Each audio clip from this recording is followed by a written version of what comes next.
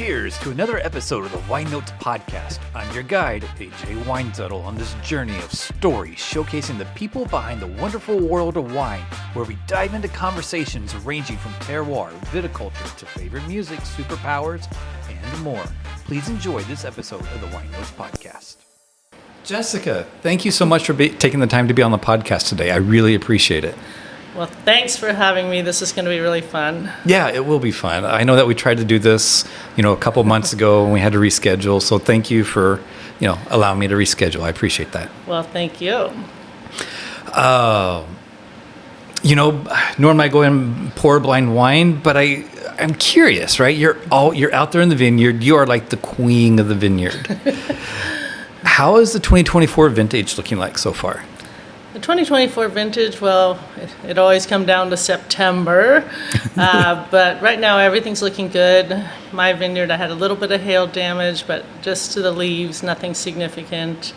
Right now, some hot weather, but the canopies have plenty of water, so everything's looking good. So yeah, right now looking really good. We should be harvesting kind of mid to end of September. That will be nice. I heard it very interesting. I heard another person talking a few weeks ago, and I didn't realize that powdery mildew was an issue this early in the vintage.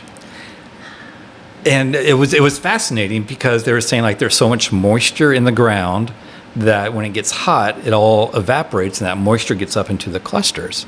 And I was really fascinated by that. Yes, powdery mildew really starts from the moment there's green leaves out there. So that's why we start spray programs early. It's really all about keeping the spore count down so that when we have the flowers and small berries that are the most susceptible to mildew, that we have the spore count down and we can keep those small berries safe until they develop some of their own natural immunity. Wow. But right now, between the moisture and when we have a lot of moisture, we get a lot of lateral growth. Those are the side shoots that come out. So right now, we just have a lot of growth happening and a lot of humidity from rain and soil moisture. So plenty of opportunity for mildew. Fascinating. There's just so many things to learn. I don't think I'll even begin to I could talk about mildew all day long, so but we don't want to do that. No, how about we move on to some blind wine? Okay. Sure. I know it's white. It is white, yes. As I tell everybody, there is no pressure. You can say it's yummy, you can say it's yuck, you can go, and, that's all. It's just a nice little additive to the interview. And I always try to find some sort of connection with the blind wine to you. So, I want to say Chardonnay Clone 76, Evening Land. Okay. That's what I'm going for. Okay. But how about that? Seven Springs. Okay.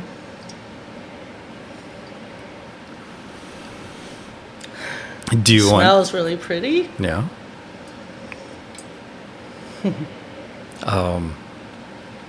So at the end, I'll reveal what it is, and if you want to, think about it during the conversation or whatever, you're more than willing. As far as the winemaker, I have to think on that one because it could be from Seven Springs, but be one of the client winemakers. Mm-hmm. So I'll have to think on it a little bit. Maybe not Evening Land, but Seven Springs. Okay.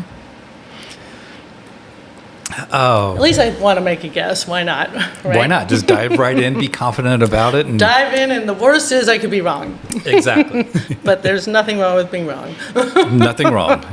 Blind wines are so humbling in so many regards.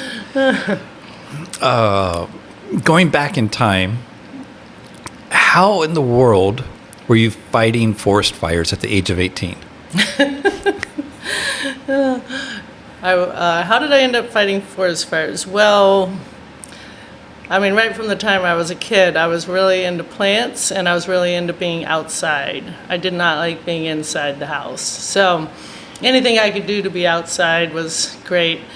And so I was working for the Forest Service in Brookings And we were doing trail maintenance, a bunch of things, and then I started driving the fire truck, engine, water truck around the Siskiyous in Brookings. And that was a little scary, dodging log trucks with this big water truck, but that's kind of how I ended up going and fighting fires in a few different places. Flew out to Montana and up on the Washington-Canadian border and a few other places. And so, yeah, ended up having a chance to do some firefighting back when there were very few women out there doing it as part of our district crew from Southern Oregon. Wow. Do you miss fighting fires any? You know what I liked about it was just the camaraderie of the group and everybody working really hard and feeling like you're accomplishing something, but just a lot of camaraderie. We had a lot of fun and silly jokes that would, when we were tired, that we'd have going around. So that's cool. That's cool. That's, it reminds me a lot of like Harvest in some respects. Yeah, it's kind of like Harvest too, where you're only thinking about that one thing. All the other, your bills, all the other things are in the background for a while. You're just focused on that one specific thing, whether it's fighting fires or harvest. Exactly. Yeah. So always being like wanting to be outside and whatnot. You've mentioned multiple times that you had like 5 acres of dandelion. What does one do with 5 acres of dandelion? Well, as I was finishing my master's degree, I had worked at Craft Vineyard and I got a taste of vineyard work and I thought it was fascinating, but at the time there was a lot of sulfur being sprayed and so I also got interested in herbal supplements and medicinal herbs and growing fruits and berries for health benefits. So I moved out toward Mount Hood and I was working for medicinal herb companies at the time, the Eclectic Institute, and they had beautiful property right on the Sandy River. I would ride my bike out there from Portland, lots of hills, and then we grew a whole bunch of different plants, not marijuana. Everybody thinks I grew that. That's the one I've never grown. I hate to admit it, or I like to admit it just because it's fun, but everything else. So at one point we planted 5 acres of dandelion because dandelion is really high in iron and has a lot of health benefits. Mm-hmm. So we're using dandelion root for teas and tinctures and as well as the dandelion leaves. So, okay. Yeah. Well, that's good to know. I never would have even thought about that. Earlier this spring, I had, some people in my car and, you had the fields of red clover, and we were all talking about like, what in the world is that even used for? So like the just acres and acres of red clover. What do they harvest red clover? So the red clover in the valleys harvested for seed production, so for cover crop seed. Okay. But for medicinal herbs, we used to grow red clover for herbal supplements and teas as well. So you can use it for teas, but most of it's for cover crop seed. Okay. Yeah, no, it's just fascinating. It's beautiful to see. Wow. Well, thank you. I know that you have a couple wines here from your label, Cortell Collection. Mm. Do you want to dive into one and kind of tell us about it a little bit? Sure. The Chardonnay here is the first Chardonnay I've produced. Okay. From the 22 vintage. So this fruit was from a little 1 acre vineyard I'm taking care of. They had about 300 pounds, and then I was able to get some from Seven Springs Evening Land. So barrel fermented, quite a bit of structure, and yeah, I give it a try. Thank you. So when I go to smell this, it's going to be like Clone 76 Evening Land, just right off the get-go? Might be a different clone. You can tell me which clone it is. I have no idea. No clue. I believe it's 96. Okay. And maybe a little bit of 76. Okay.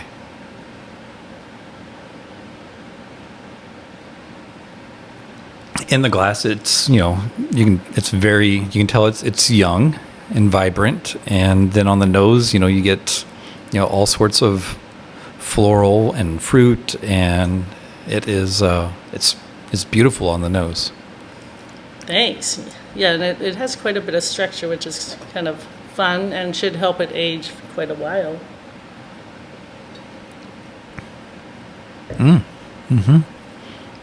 So some good structure, good acidity to give it a good balance.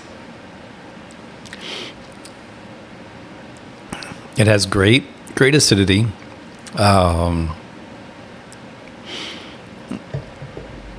And wow, that finish just keeps going and going and going. That is quite something. Your barrel program on that, do you know what?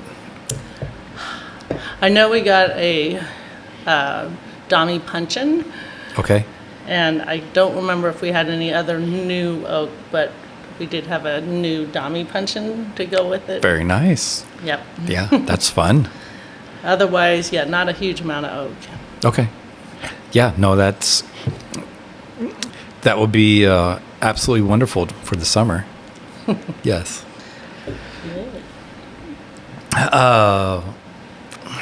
So you've been in viticulture for a long time. Like, you go overseas and people are like, "Oh, Jessica, we love you," and and they love the research that you've done, and it is quite something. And when you look at the different types of farming, just like 3 basic ones, organic, biodynamic, and regenerative, how would you describe kind of the differences? Well, there's a lot of similarities between organic, regenerative, and biodynamic because they're all built on that platform of organic. Right. So organic, I was an organic farm inspector for quite a while, both before it was part of the USDA program and after it was with the USDA. So at least it's nice that it's now a national program. Right. So that means everybody has to follow the same standards. So organic is based on, one of the main principles is not using synthetic products. So everything needs to be mined from the earth and not processed. And so organic, biodynamic, and regenerative ag are all on that foundation of no synthetic products. Right. Meaning all the, like if we're spraying sulfur oil, it's all natural. And then if you break out organic, biodynamic, and regenerative ag, they definitely have some differences. Biodynamics based on Rudolf Steiner's principles and his writings, and so it's also based on moon cycles and the lunar system, and has some very distinct aspects of it in terms of spraying certain products on the vines or certain mixtures, teas in effect.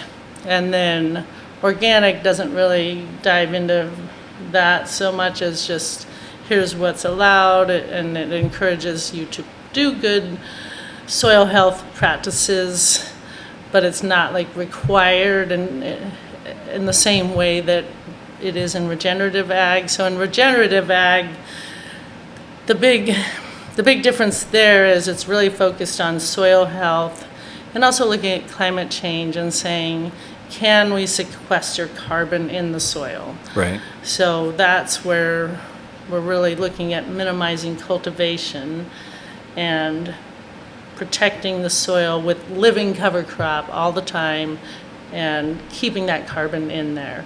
Whereas organic and biodynamic, there's not so much emphasis on that. Organic, you might plant a cover crop and rototill it under, which can provide nutrients for the plants, but it also causes a huge microbe flush, and then they break down the organic matter and release a lot of CO2 and nitric oxide as they're breaking down that organic matter. So regenerative ag is more focused on protecting that carbon source in the soil. Biodynamic, in that case, it's looking at a whole farm system. So ideally, with biodynamic, you're incorporating animals into the system and using animals to provide fertility and having as much as possible a closed system where you're not bringing in outside inputs or fertilizers. Right. Yeah. And to me, in a perfect world, you wouldn't necessarily... Yes, I know that you're going to have to go off of some lunar stuff, but not strict. In my world, right? If I had a vineyard, I think it would be partly biodynamic, and then also trying to bring in as much regenerative practices as much as possible in my world.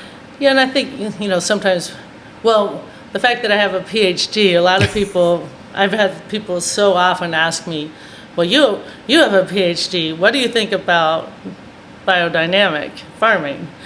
Because they think that I'll be like, oh, well, it's silly because it's not based on science. But even though I am trained as a scientist, I also like to realize there's a huge amount we don't know, and there's a huge amount that we don't understand in terms of the soils and microbes.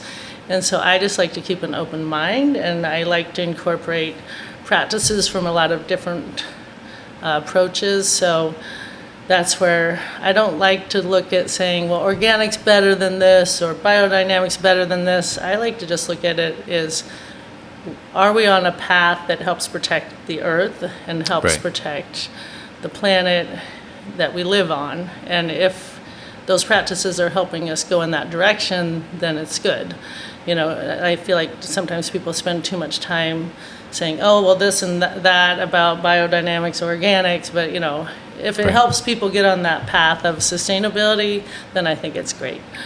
I would agree, very much so. And I do like to just incorporate various practices. I don't do all biodynamic, but we do a lot of biodynamic compost, which is a static compost pile. And, occasionally we'll do some of the teas and sprays, but, we're not super fanatic about it. Right. At my house, I've been focusing mostly on regenerative ag. I got really curious about that, and my home vineyard is like the best place to practice and just see how it goes. But I also have kuni grazing pigs, so I have incorporated animals into that. And after 5, 6, 7 years, I can really see that they're changing the dynamics and really increasing the fertility in the vineyard as a whole. Right. Wow. So when you say your home vineyard, that's the Cortell Vineyard, right? My home vineyard is actually Carlisle's Crest. Okay. So I have 2 vineyards. Carlisle's Crest is kind of southwest facing, looking directly at the Van Duzer corridor. And it's about 8 acres planted, about 18 acres total. So I have left a lot of oak to help support native birds. So I only have about 8 acres planted there. Those grapes typically go to Antiqua Terra into their Pinots and Chardonnays. I did make a 21 Pinot with a little bit of it. Right. And then the Cortell Rose Vineyard is across from Brooks, so east-facing volcanic soil, nice view of Mount Hood, so right across from Brooks. And I have Pinot and Chardonnay, some Gamay, and I planted some Trousseau Noir, Sauvignon Blanc, and I'll probably plant a few more things there. But I did this is the Cortell Rose wine here. So that's the one from across from Brooks. Okay, great. Well, we'll dive into that in here in just a little bit. You mentioned talking about bike riding, just a teeny bit.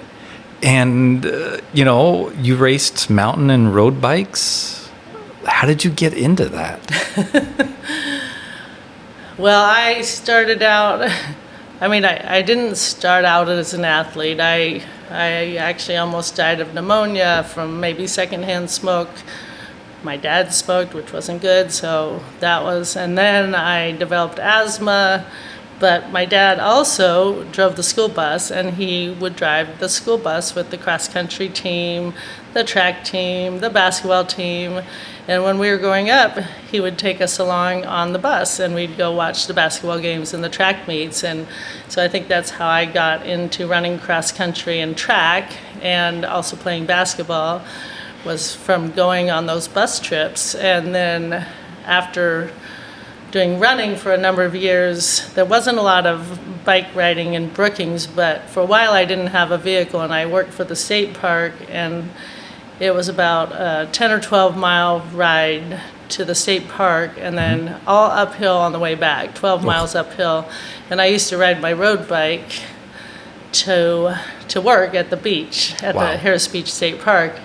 And so that's kind of how I got into cycling. And somebody said, oh, you should race. But there was nobody in Brookings that raced. And so it wasn't till mountain bikes started becoming popular that my younger brother, Adam, and I decided to buy mountain bikes. And so we bought mountain bikes, and I kept reading about the Revenge of the Siskiyous, this mountain bike race. It was like 49 mile, just super hard. Like you climb up Mount Ashland and you descend forever and ever. And we were like, we have to do that race. And I had still been trail running and everything. And I showed up at that race and actually did really well because I had the legs for going uphill.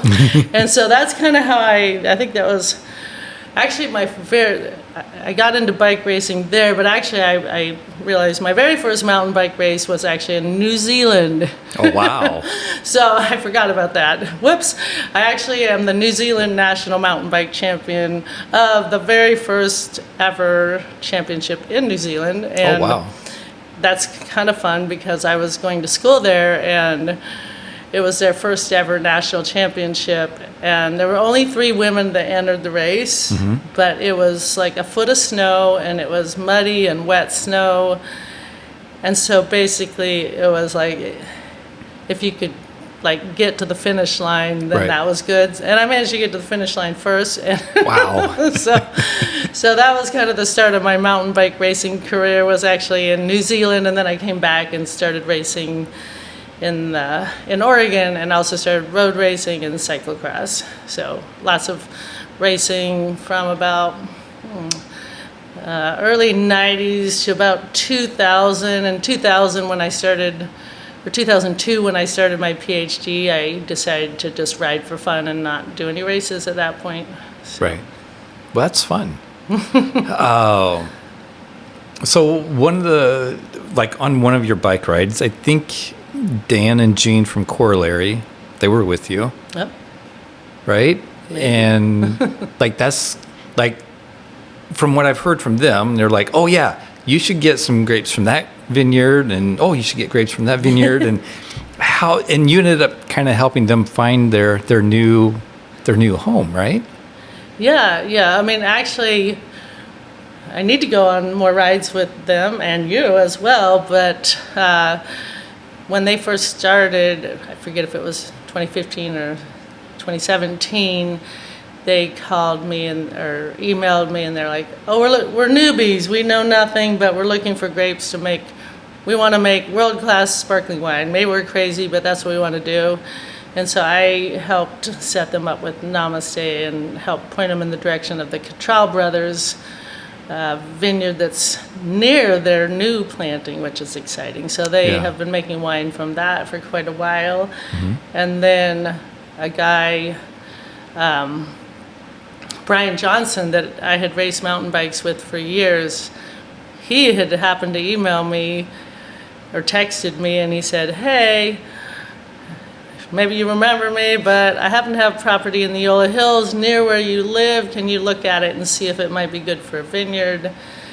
And at the time it had Douglas fir trees on it. I checked it out, and I was like, yeah, I think the top part could be really interesting, volcanic soils, and then it gets really steep as it drops down to the valley floor on the west side.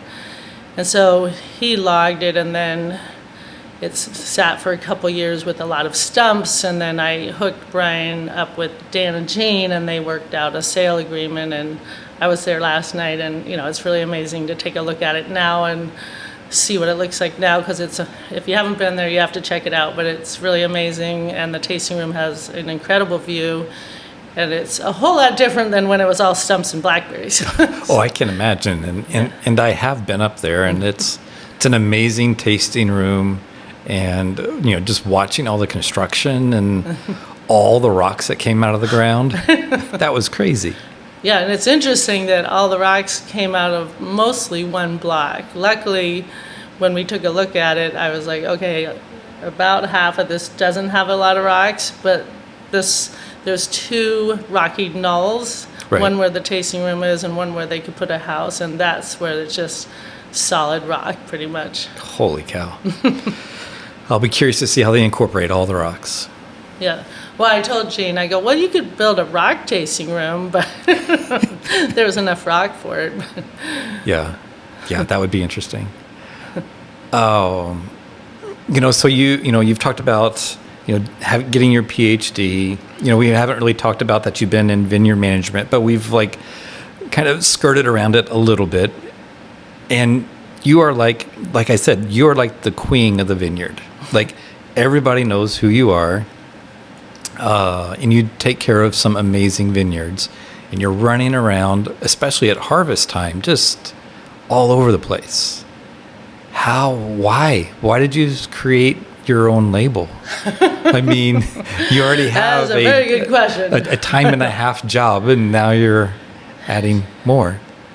Yeah, well, I definitely have had that question in my head sometimes because definitely, getting the wines out there in front of people has been a challenge right now just because I've been so busy with the vineyards. Right.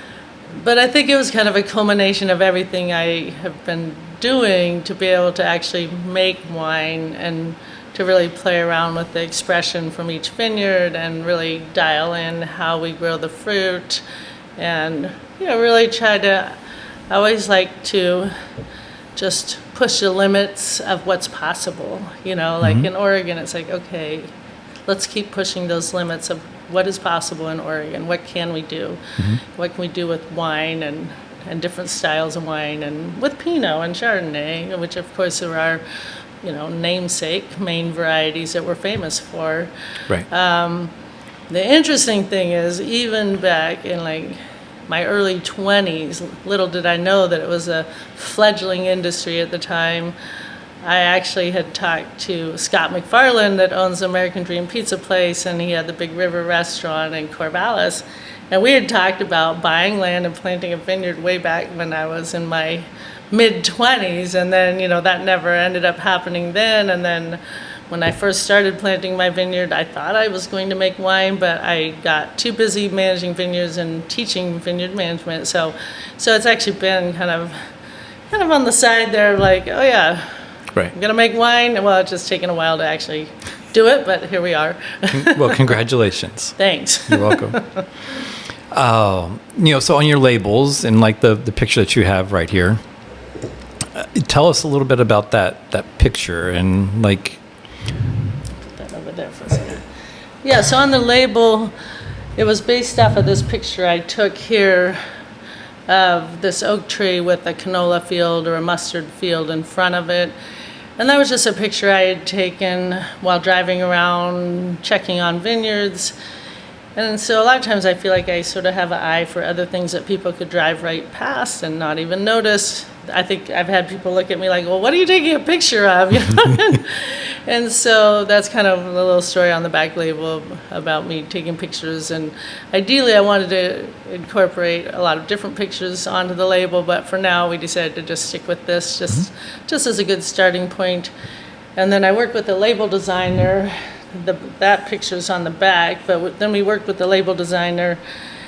And we thought about putting a big tree right in the middle, but it really wasn't what I wanted to do. I really wanted to come up with something that was modern and minimalist. Right.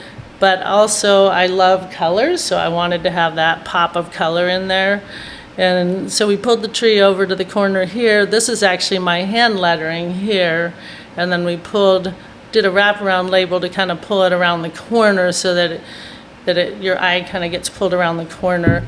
And we've had a lot of compliments on the label, and it really does pop out on the shelf. And it's fun that it is very unique and distinct, and it's exciting just that I had a lot of input into it as well. Right. No, that's great. It's a gorgeous picture. I mean, I've seen it multiple times, and good job just pulling over to the side of the road and just capturing that moment. Yeah, so this year my goal was to go by and take a picture of that tree every month, but I just realized I better run over there quick because I think I missed June. But just to kind of show how in agriculture and out in nature, it's always changing. Right. It's not the same view. You're always seeing something new out there, and it's ever changing just depending on the clouds and the sun and that type of thing. Exactly. Shall we dive into the Pinot? Sure. We could probably dump one of these in.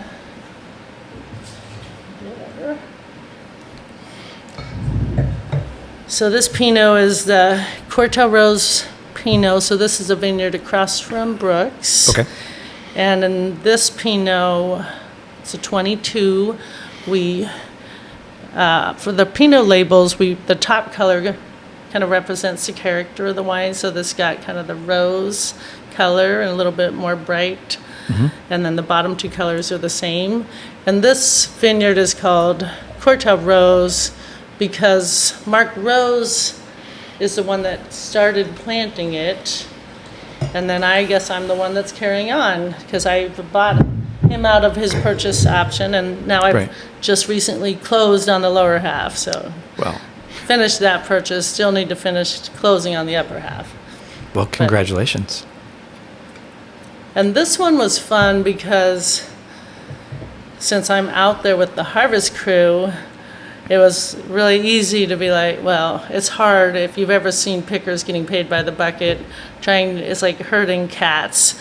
But I was able to say, okay, we're going to go over there and everybody's going to pick 4 buckets of grapes. And we're going to put them in the bin and get 1 bin of this clone, 667. We're going to run up there. Everybody will pick 4 bins, 777. We'll run over there, pick 4 bins, Pomard.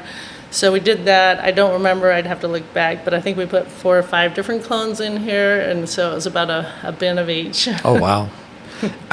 Looking at it in the glass here, it is, I'm a dark fruit Pinot person, and I love how dark and deep it is in color.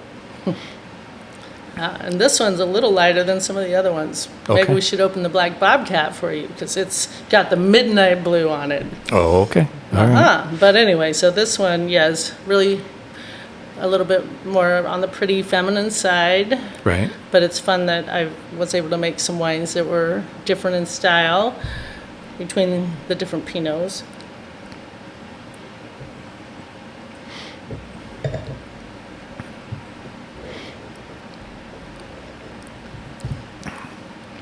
Yeah, I'm curious, why do you call this feminine in style? It's not, it's just a little bit. It's not as feminine as maybe my 21, but okay. But if you tried it next to the Black Bobcat, for example, or the Willamette Valley Pinot that's more savory and a little more dark fruit character, this just has a little bit more of that perfume note and a little bit more of that red fruit character.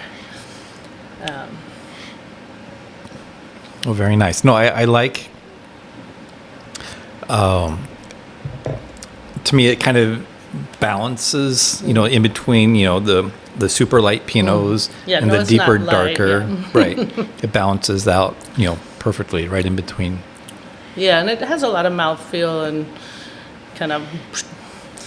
It does. A little burst of energy and vibrancy. So, it's definitely not light. No, it is gorgeous. I enjoy it a lot. Thank you. Yay. Oh, so before we, started recording, you were asking me, how much I've gotten out on my bike, and you did a little bit of trail running. You have so much on your plate. I know I've seen you at some events, but do you ever what do you do for actual fun and recharge? For fun? Well, yeah, I do go to some of the wine events. I've tried to go to a little bit less this year just to try to have more time to go ride my bike. But I do it is fun to go to some of the events and just see everybody and taste some wines. I don't do enough for fun, for sure. I work too much. I have been trying to get out for rides and then tinkering around the vineyard, planting flowers and planting vegetables and that kind of thing. Yeah. But I'm trying to figure out how to get it where I can actually spend a little more time doing those things and hanging out with friends. Yeah, that would be good. And you've had some get-togethers out at your farm, and all of your animals, especially all your pigs, are just absolutely adorable. Yeah, I could have piglets any day now, so... Oh, my. Yeah, and it's definitely... I'm glad they didn't happen with 106 degrees today. Yeah. But they could happen soon. Well, I'm sure they will be adorable when they do arrive. Yeah, right now with this hot weather, I have swimming pools for them, and I've gone home and sprayed them down with hoses. So yeah, it's right now a little tricky keeping them cool. I can imagine. I remember IPNC a couple years ago. You were going back and forth and taking care of them. Yeah, because that was a hot IPNC too. That was a very hot IPNC. Yeah. Are you doing IPNC this year? Yes. Good. Yes. Are you? I'm actually a moderator for one of the University of Pinot talks. Oh, wow. So that will be fun. Yeah. Yeah, well, I hope it continues, but I'll be there. Yeah, I'll definitely be there. It's got to continue in some fashion. Yeah. I mean, maybe not the whole weekend thing, but it's not. It can't just poof go away. Yeah. I sure hope not. Yeah. Because it is a lot of fun. I would agree. And that has been fun because I've gone with you and Amy and all the crowd, everybody. Yeah. Yeah, that's been fun going the last couple of years. I would agree. I have some rapid fire questions for you. Oh. And then I'll reveal the blind wine and get you out of here. Aha. Okay. Favorite artist to listen to during harvest? Oh no! See, Well, just. I can't think of any names, but okay. I do pick, because we pick night and day. I'll always pick sort of like my one song that's like my night harvest theme song, right. And it always has to be something really upbeat. I think it was who is that? Clap Your Hands song. I can make your hands clap. Make your hands clap. Yeah, exactly. And that was like I'm spacing on there. I'll think of it. Yeah, but I know what song you're talking about. Yeah. But yeah, that was one year, and then there's always something that has to be really lively because when we start getting tired, I need that. Yeah, I can only imagine. And then I play it really loudly while I'm driving to the night pick. Oh, man. Yeah. How much sleep do you get on an average night during harvest? During harvest, because I have to plan out all the logistics, and what I realize is when you pick day and night, it's almost like you're not just doubling the logistics that you have to plan out every day. It's almost like quadrupling it somehow because you have to plan out who's picking, who's hauling fruit, how the bin's getting there, how are the tractors getting there. And so because I have to do the logistics, I try not to do as many night picks, but I average maybe 4 to 6 hours of sleep. I feel like I have to get that just to be able to keep everything functioning properly. Right. Wow. So. Your favorite indulgent food? Favorite indulgent food? Probably anything salty and savory. What's a good one? Well, the last couple of days has been ice cream, but I haven't had ice cream for like a whole year. But I've decided that when it's 106, having ice cream for dinner is a good thing. But how about we say like salt and vinegar pistachios? Those have been like my go-to lately. All right, very nice. Salty. If you could choose a superpower, what would it be? A superpower. Superpower. How about making the days longer? There you go. More hours in the day. I need more hours. Harvest notes, like for your wines, are they digital or handwritten or?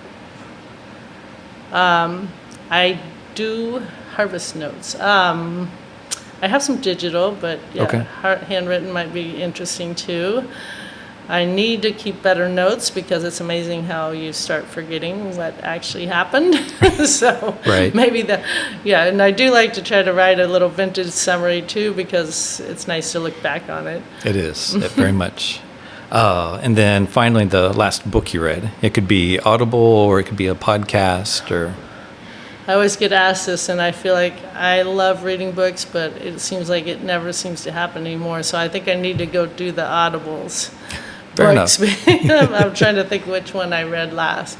Well, I know I had the One Straw Revolution book sitting next to my bedstand. Right. Well, my large Anatolian Shepherd puppy, Great Pyrenees, he decided to read it or eat it. I mean, he shredded it. So oh my goodness.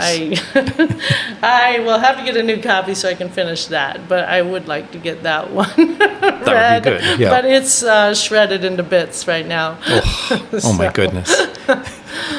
All right. I'm going to reveal the blind wine. All right. All right. Any thoughts on the winemaker or? I mean, you mentioned it. I mean, it's totally up to you. I'll just stick with Evening Land as my guess. How about that? Evening Land as the label? Yeah. Okay. So, Seven Springs, you're totally right. It is right. Adiant. Okay, I was almost going to change and say Adiant. Almost changed. Okay, I would have almost had it. But okay. But I was waffling because then I was like, well, the last Adiant one I had more reduction, and this one didn't have as much. What year is it? Okay. I think this is the 19. Okay. Yeah. Maybe it was 18 or 17. Okay. They had a lot more reduction because I was thinking, I'm like, okay, it's Seven Springs, it's either Evening Land or Adiant. Okay, well, I was close. Yeah, well, that was going to be my next guess. Yeah, well, I knew that Cool. you managed the Seven Springs Chardonnay or Vineyard. And I forget which block he gets. I think it is Clone 76. I could be wrong. I'd have to double check. I don't know. I'm curious though, what gave it away for Clone 76? Well, I might be wrong, but at least with the Evening Land, when you have Clone 76, it has this sort of floral, but also fruity, kind of lemon curd. It has just a distinct kind of delicate quality. Right. Very linear, but delicate. And then if you go to like 95, it's more structured, more citric, more apple pear, a little different in terms of its structure. Okay. So that's how I sometimes pick them out. Very nice. A lot of winemakers say that all the Chardonnay clones are the same, but I guess being a vineyard person, I disagree. I think they're very different. Well, I will say you've been the only person on the podcast that sniffs and you're like, name the vineyard, name the clone, boom, got it. Except I almost changed and got the winemaker. But I was about to say, let's change from Evening Land to Adiant because I was thinking it could be. Yeah. Well, I know that Andrew from Adiant, helped you with your wine and, the vineyard, like that was just a perfect connection. Well, he's been a great help with the wines and making some really nice wines, so that's fun. Yeah, that is fun. Well, thank you so much. I really appreciate it. Well, thanks. This has been so much fun. Yes, thank you. Thanks, AJ. Thank you for joining me on this flavorful voyage through the world of wine on the Weinnotes Podcast. I've been your host and guide, AJ Weinzettel, and it's been an absolute pleasure sharing these captivating stories with you. But alas, like the last sip of a fine vintage, our time together must end. But don't fret, my wine-loving friend. The cellar doors of the Weinnotes Podcast will always remain open, waiting for you to return and explore new conversations, stories, and musings from the captivating people behind the magical world of wine. Before you go, hit that subscribe button on YouTube, Apple Podcasts, and Spotify, and don't forget to leave a sparkling 5-star review to help spread the word. Until our glasses clink again, remember to savor life's moments and let the spirit of wine and camaraderie linger on your palate. Cheers, and as always, may your wine glass be full, your heart be light, and your journey be delight.